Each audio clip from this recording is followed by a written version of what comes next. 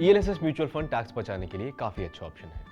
I am sure आपने ये बहुत बार सुना होगा और ये बात सही भी है, क्योंकि इन फंड्स में इन्वेस्ट करके आप सिर्फ टैक्स नहीं बचाते बट अपने लिए वेल्थ भी क्रिएट करते हैं और इसी कारण ये फंड्स बहुत पॉपुलर हो रहे हैं। लेकिन with 38 options to pick from, कौन से ईएलएसएस फंड में इन्वेस्ट करें, ये डिसीजन लेना काफी कंफ्यूजिंग हो सकता है। Not anymore. ईटी मनी में हम बिलीव करते हैं कि we should do all the necessary work on your behalf.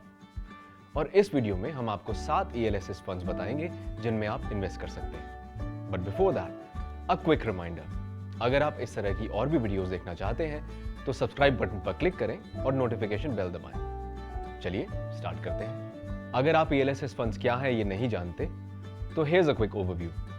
ELSS funds एक टाइप के इक्विटी म्यूचुअल फंड है जिनमें इन्वेस्ट करने पर आप सेक्शन 80C के अंडर 1 साल में 1.5 लाख तक का डिडक्शन क्लेम कर सकते हैं। ELSS funds multi cap funds होते हैं, जिसका मतलब है कि वो हर साइज और सेक्टर की कंपनी में बिना रोक टोक इन्वेस्ट कर सकते हैं। इस अप्रोच के 2 फायदे हैं। एक तो आपको डाइवर्सिफाइड पोर्टफोलियो मिलता है जिससे आपका रिस्क कम होता है, और दूसरा आप वो सभी सेक्टर्स जो इंडिया को आगे बढ़ा रहे हैं उनमें इन्वेस्ट करते हैं। अब आप ईएलएसएस फंड्स के बारे में जान गए हैं, तो चलिए अब बात करते हैं कि हमने ये 7 फंड्स कैसे शॉर्टलिस्ट किए हैं। सबसे पहले हमने सारे 38 ईएलएसएस फंड्स को एनालाइज किया। फिर हमने वो फंड्स देखे that had at least 3 years history. इससे लिस्ट 34 फंड्स की हो गई। उसके बाद हमने इन फंड्स की परफॉर्मेंस डिफरेंट टाइम फ्रेम्स में इवैल्यूएट की। हमने ये भी एनालाइज किया कि ये फंड्स फॉलिंग मार्केट्स में कैसा परफॉर्म करते हैं। गुड डाउनसाइड प्रोटेक्शन, यानी मार्केट गिरने पर लॉसेस कंट्रोल करना एक अच्छे फंड का हॉलमार्क होता है। वी डग डीपर और हर फंड की परफॉर्मेंस अगेंस्ट बेंचमार्क इवैल्यूएट की टू सी वो कितने बार और कितने मार्जिन से अपने बेंचमार्क को बीट करता है। And lastly, we looked at हर फंड का return in comparison with the ELSS category average. इन सब पैरामीटर्स पे हमने काफी बारीकी से सब फंड को इवैल्यूएट किया before arriving at the final selection. Ready to know वो 7 फंड्स कौन से हैं? उनके नाम है Axis long term equity fund, DSP tax saver fund, Invesco tax saver fund, Kotak tax saver fund, Canara Robeco equity tax saver fund, Mirae tax saver fund and Motilal Oswal long term equity fund. चलिए अब आपको इन funds के बारे में detail में बताते हैं। Axis long term equity fund, ये फंड 2009 में लॉन्च हुआ था और आज ईएलएसएस कैटेगरी का सबसे बड़ा फंड है। ये फंड अपने पोर्टफोलियो का 65 to 75% लार्ज कैप्स यानी कि इंडिया की टॉप 100 कंपनीज में इन्वेस्ट करता है। बाकी 25 to 30% मिड साइज कंपनीज और रिमेनिंग स्मॉल कंपनीज में। इस फंड की रिटर्न कंसिस्टेंसी इसका हॉलमार्क है और अपनी 10 साल की हिस्ट्री में सिर्फ 1 साल ही इसने कैटेगरी और अपने बेंचमार्क से कम रिटर्न्स दिए हैं। हालांकि इस फंड ने 2008 जैसा बड़ा करेक्शन नहीं देखा है, लेकिन 2011 और 2018 के मार्केट फॉल में इसने लॉसेस को अच्छे से कंटेन किया था। अगर रिटर्न्स की बात करें तो इस फंड का 10 ईयर एवरेज एनुअल रिटर्न्स 17.91% रहा है। वहीं 7 year and 5 year returns are 19.95% and 11.61%। Invesco tax saver fund 2006 में लॉन्च हुआ था और ये growth at reasonable price strategy को फॉलो करता है। ये फंड बढ़ती मार्केट्स और फॉलिंग मार्केट्स दोनों को बहुत अच्छे से नेविगेट करता आया है। तो जब 2008, 2011 और 2018 में मार्केट्स गिरी, इस फंड के लॉसेस कैटेगरी एवरेज और बेंचमार्क दोनों से कम थे। वही 2010 और 2014 की राइजिंग मार्केट्स में इसने कैटेगरी एवरेज और बेंचमार्क दोनों से ज्यादा रिटर्न्स दिए। इन्वेस्को टैक्स सेवर फंड ने since Inception 14.01% average annual returns दिए हैं और इसके 7 ईयर रिटर्न्स 16.24% है, जो कैटेगरी एवरेज से अराउंड 3% ज्यादा है। इस फंड की growth at reasonable investment strategy के कारण ये लॉन्ग टर्म के लिए एक ग्रेट ऑप्शन है। DSP tax saver fund, DSP tax saver fund 2007 में लॉन्च हुआ था। ये फंड ग्रोथ और वैल्यू दोनों इन्वेस्टिंग स्टाइल्स के कॉम्बिनेशन को यूज करता है और मार्केट्स के हिसाब से दोनों में स्विच करता है।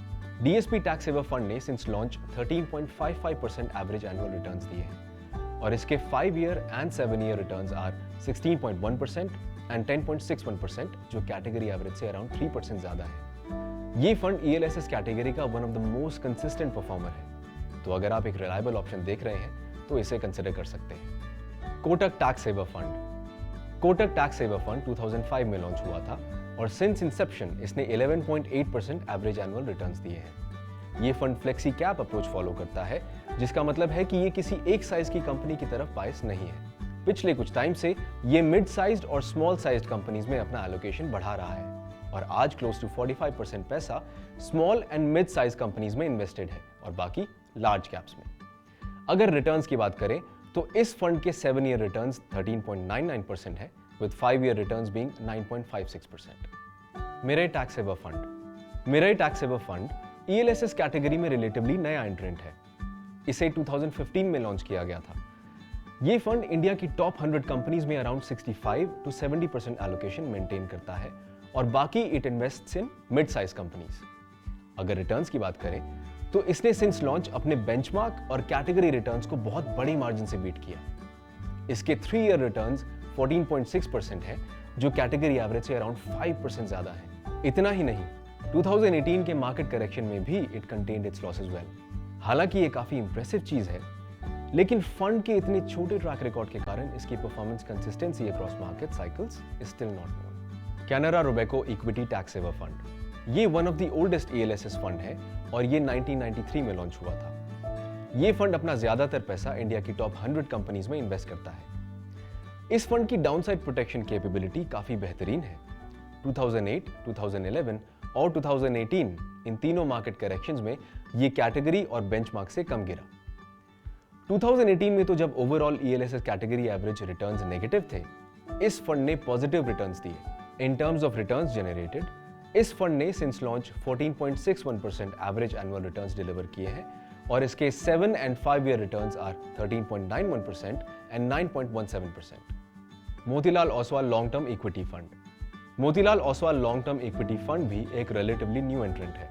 It was launched in 2015। ये फंड स्टॉक सिलेक्शन के लिए QGLP यानी quality, growth, longevity and price framework use करता है और एक बार स्टॉक पिक कर लिया तो उसमें लंबे टाइम के लिए होल्ड करता है। इस फंड ने अपनी शॉर्ट हिस्ट्री में काफी अच्छा परफॉर्म किया है और इसके 5 ईयर रिटर्न्स 13.73% है जो ELSS कैटेगरी में इस पीरियड के हाईएस्ट रिटर्न्स हैं। तो ये थे 7 ELSS फंड्स हैंडपिक्ड बाय अस। जैसे कि आपने देखा, इन सब फंड्स ने लॉन्ग टर्म में अच्छे रिटर्न्स दिए हैं, जबकि इनकी investment approaches are different from each other. तो अगर आप एग्रेसिव स्ट्रैटेजी लेना चाहते हैं तो Kotak tax saver fund pick कर सकते हैं। वहीं अगर आप स्टेबिलिटी प्रेफर करते हैं तो DSP टैक्स सेवर फंड या इन्वेस्टको टैक्स सेवर फंड अच्छे ऑप्शंस हैं। और अगर आप एक बैलेंस्ड पोर्टफोलियो चाहते हैं तो ET मनी के टैक्स सेवर सोल्यूशन में इन्वेस्ट कर सकते हैं। ये सोल्यूशन इस तरीके से बनाए गए हैं कि आपको एक मल्टी कैप पोर्टफोलियो मिले और वो भी स्ट्रॉन्ग डाउनसाइड प्रोटेक्शन के साथ। And don't forget to share this video with your friends. Mutual fund investments are subject to market risks. Read all scheme related documents carefully.